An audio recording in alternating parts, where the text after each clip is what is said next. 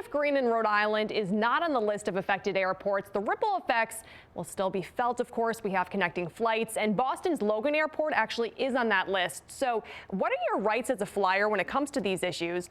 Joining me today to talk about that is InsureMyTrip CEO Suzanne Morrow. Suzanne, thank you so much for being here with us. We have a lot to discuss with this. So let's start from the beginning. What do flyers need to know, and what do they need to do when going to the airport during this stretch of time? Sure. Well, hopefully they bought travel insurance. The delays would be covered depending upon what they buy.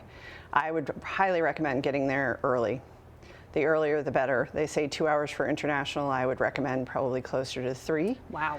Well, just if the delays in the lines, the planes aren't going to wait for people that are stuck in a TSA line. So exactly. So I'm sure this will lead to some flight cancellations as well. What do you do if your flight gets canceled? I mean, do you have the opportunity to book another flight? Can you get a refund automatically?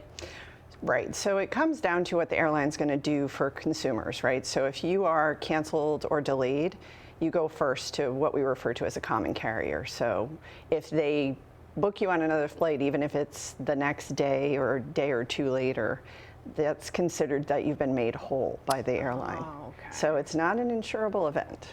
Okay, so that's interesting, because if you have to make a wedding or something like that, obviously that would not go in according to your plans. If you have trip interruption or other benefits, you could have some coverage. Just specifically, you can't just say, oh, I want to cancel the flight and get my money back, right? So trip insurance is really critical.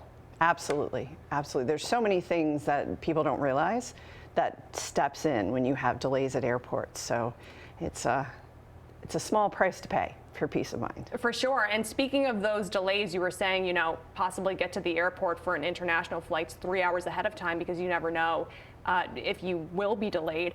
If you do have a significant delay, do the airports owe you anything, or the airlines, do they owe you anything, as in meals, hotel stays, anything along those lines?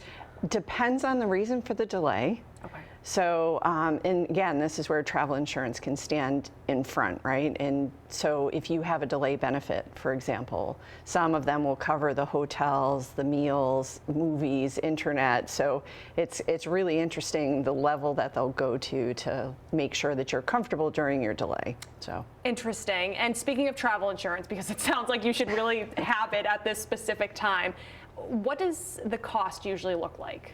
So if you're talking a comprehensive plan, that typically is 5 to 10% of what you're covering. So we always say only cover your non-refundable trip costs. So delay benefits, they don't require you to cover any of your trip costs. You could do a $0 trip cost and still have delay benefits. So they're all time, depends on amount of time. So depending upon your sensitivity, you'd want to look at that when you're purchasing. All right, once the shutdown is eventually over, would you still recommend trip insurance? 100%. There's so much more to travel insurance, even if you buy just what's referred to as a post-departure plan. So your medical benefits and other things, even when you go more than 150 miles from your home, you're now in out-of-network medical coverage. So if something happens, it's expensive. So there's so many reasons why travel insurance is a great investment. I feel like these are things you don't think about until it actually happens to you, and then you're not thinking about it. You're going to have fun, right? Exactly. All right, Suzanne, well, thanks for joining us today. We appreciate the advice on this. Thank you so much.